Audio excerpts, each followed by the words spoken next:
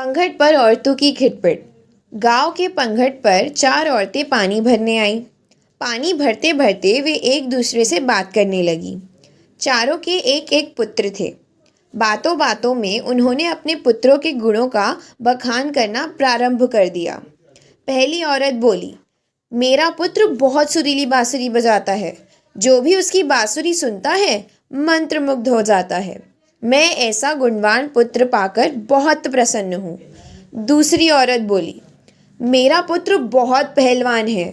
इस गांव में ही नहीं बल्कि दूर दूर के गांव में उसकी बहादुरी का डंका बजता है।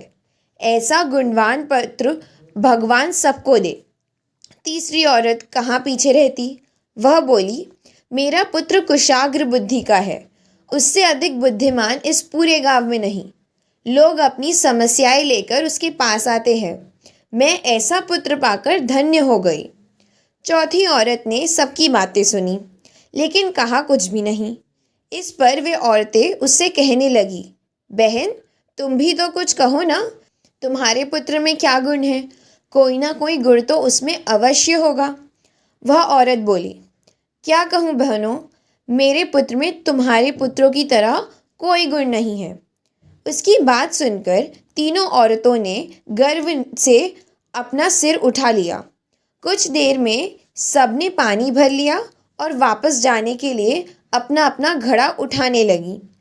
उसी समय पहली औरत का पुत्र हाथ में बांसुरी लिए वहाँ से गुजरा।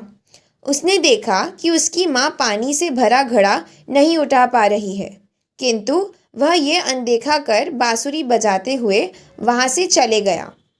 दूसरी औरत का पहलवान पुत्र कुछ ही दूरी पर मुकदर घुमा रहा था। उसकी माँ कुएं से घड़ा उठाकर जैसे ही उतरी उसका पैर फिसल गया। किसी प्रकार वह संभल गई, किंतु पहलवान पुत्र अपनी माँ को नज़र उठाकर देखने के बाद भी उसके पास नहीं आया और अपनी कसरत में लगा रहा। तीसरी औरत का पुत्र भी वहाँ से किताब पढ़ते हुए निकला।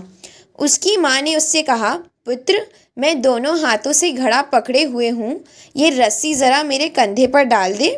लेकिन वह अपनी माँ की बात अनसुनी कर वहाँ से चला गया। तभी चौथी औरत का पुत्र वहाँ आया। अपनी माँ के सिर पर घड़ा देख वह उसके पास गया और उससे सिर से घड़ा उतार के अपने सिर पर रखकर चलने लगा।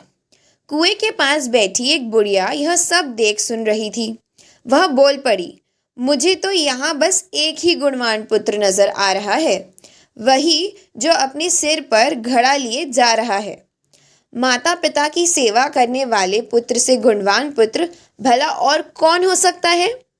तो दोस्तों, इससे हमें यह सीख मिलती है, गुणवान वही है जो अपने माता पिता की सेवा करे और साथ ही सबकी सहायता के लिए तत्पर रहे।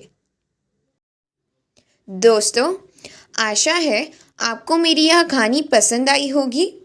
कृपया मुझे सहयोग करें। नीचे सब्सक्राइब को क्लिक कर ऑल वाली घंटी का बटन दबाएं ताकि मेरे हर अपडेटेड वीडियो का नोटिफिकेशन आपको मिलता रहे। लाइक का बटन दबाएं, अपने इष्ट मित्रों को शेयर करें और कमेंट्स में जाकर अपने कमेंट्स देकर मार्गदर्शन एवं प्रोत्साहन देकर अपना सहयोग प्रदान करें। धन्यवाद।